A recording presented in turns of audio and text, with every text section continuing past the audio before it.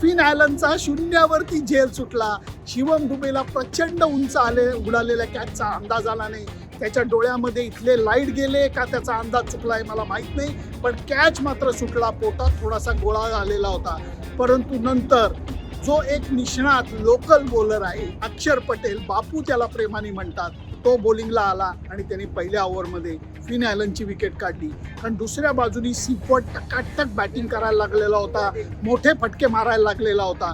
परंतु खरी मला आवडलेली विकेट कुठली असेल तर गेल्या सामन्यामध्ये तुम्हाला आठवत असेल हॅरी ब्रूकची महत्त्वाची विकेट जसप्रीत बुमराहनी आल्यानंतर संथ वेगाचा बॉल टाकून त्याला फसवून काढलेली होती.